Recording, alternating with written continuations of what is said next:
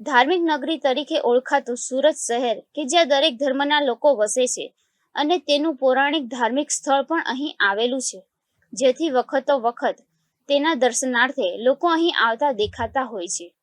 ત્યારે શહેરના ઉધના વિસ્તારમાં આવેલ 500 વર્ષ જૂના ભીડભંજન મહાદેવ તેમજ બળિયા બાપજીના મંદિરમાં માગસર માસમાં ઘીના કમળ ચડાવવાનો ખાસ મહિમા છે. શું છે તેવી વિશેષતાઓ આવો જાણીએ અમારા અહેવાલમાં. સુરતમાં ઉધના ગામમાં આશરે 500 વર્ષ જૂના ભીડભંજન મહાદેવ તેમજ બળિયા બાપજીનું મંદિર આવેલું છે, જ્યાં માગસર માસનો ખૂબ જ મહિમા છે. દર વર્ષે માગસર માસ દરમિયાન અહીં ભગવાનને રોજ અલગ અલગ સ્વરૂપના ઘીના કમળ ચડાવવામાં આવે છે.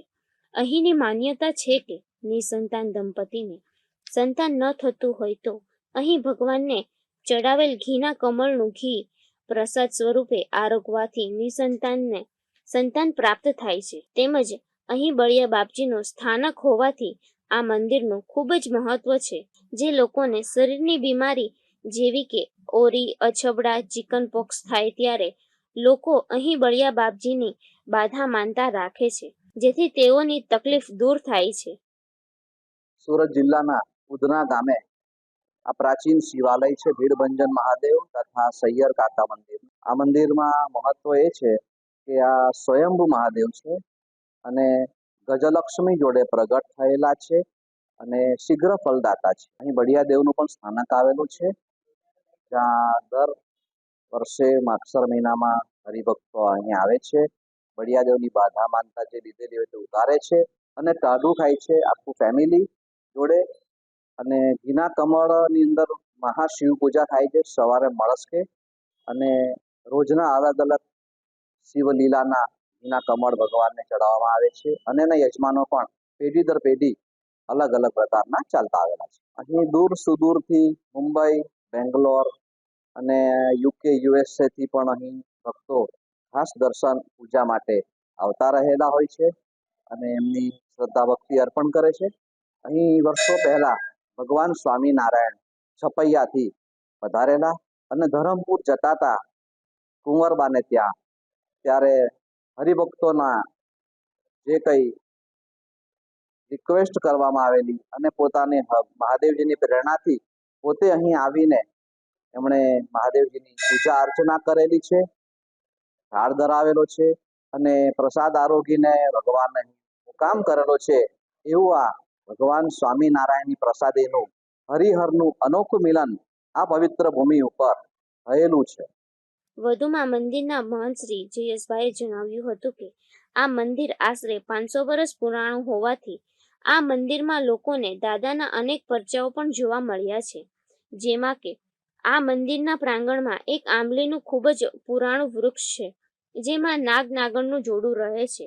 અને વર્ષો પહેલા અહીં આ મંદિરમાં માગસર માસ દરમિયાન જ જ્યારે ભગવાનને તિરુપતિ બાલાજી સ્વરૂપ ઘીના કમળ ચડાવ્યા હતા, ત્યારે સ્વયં નાગ દેવતા મંદિરમાં પધારી ભગવાન પાસે પોતાના શરીરની ચામડી અહીં છોડી ગયા હતા, જે આજે પણ મંદિરમાં બનાવવામાં આવેલ ધર્મશાળામાં ફ્રેમિંગ કરી ભક્તોના દર્શન માટે મૂકવામાં આવી છે.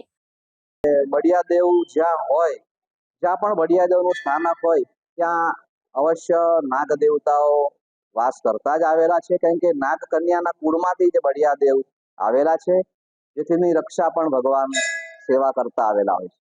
તો અહીં વર્ષોથી પ્રાચીન એક આંબલીનું ઝાડ છે જે આજે પણ છે અને એની અંદર વર્ષોથી નાગ દેવતાનું અને જોડું અહીં રહેતું આવેલું છે અને જ્યારે પણ અમુક યુગ આવે ત્યારે તેઓ દર્શન આપે છે અને ભગવાન શિવની પ્રદક્ષિણા કરી પાછા એમને ત્યાં સ્થાને જતા રહે છે.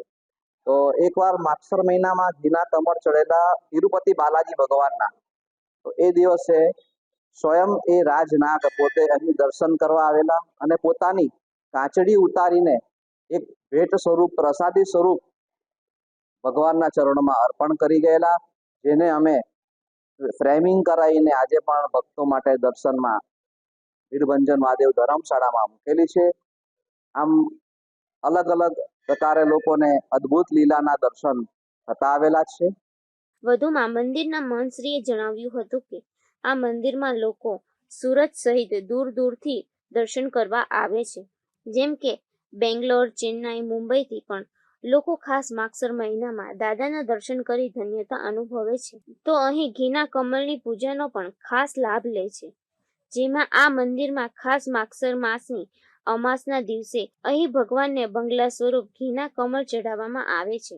અહીં માન્યતા છે કે જે લોકોને પોતાનું ઘર ના હોય તેમજ ભાડાના ઘરમાં રહેતા હોય તેવા લોકો અહીં ભગવાનને ચડાવેલ બંગલા સ્વરૂપ ઘીના કમળના દર્શન કરવાથી તેઓને પોતાનું ઘર થાય છે, જેથી આ તકનો લાખો ભક્તો લાભ લે છે. કેમેરામેન અલમાસ ખાન સાથે એઝાઝ શેખ, ગુજરાત ન્યૂઝ, સુરત.